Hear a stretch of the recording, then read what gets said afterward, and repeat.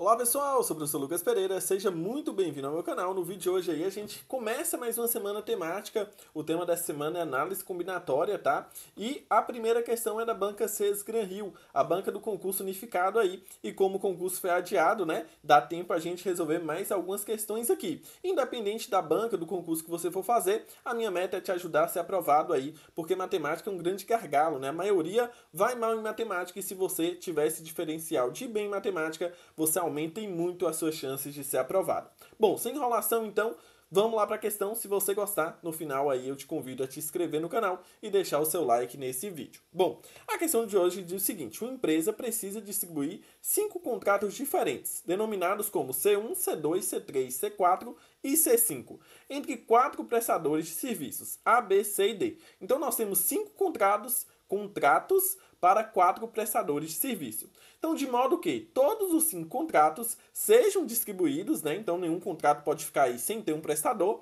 e que todos os prestadores precisam ter pelo menos um contrato também, certo? O número de possibilidades de distribuição dos 5 contratos pelos 4 prestadores nessas condições é igual a. Então, olha só, lembrando aí, nós temos 5 contratos, né? C1, C2, C3, C4 e C5.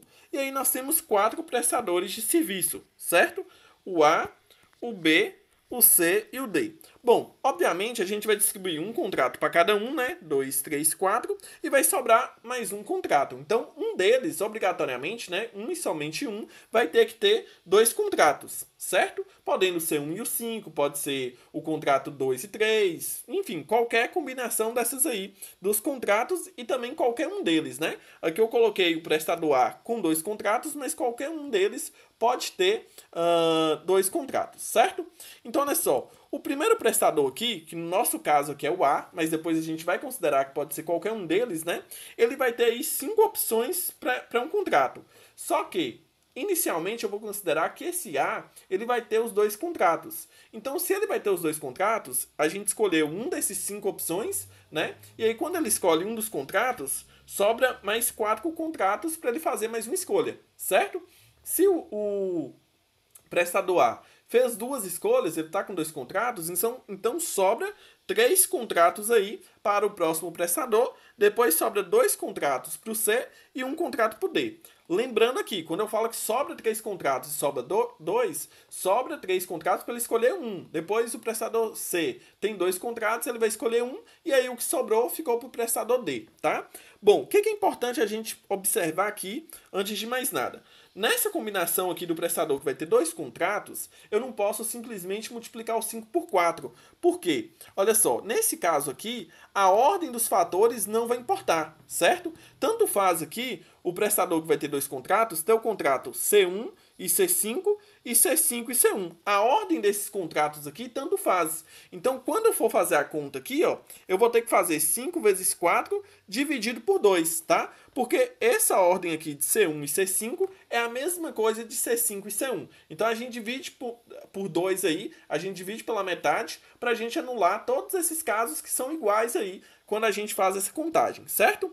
Então, feito isso daí, ó, a gente tem 5 vezes 4 dividido por 2, para o prestador que vai ter 2 contratos. Depois a gente vai multiplicar por 3, depois por 2 e depois por 1, tá?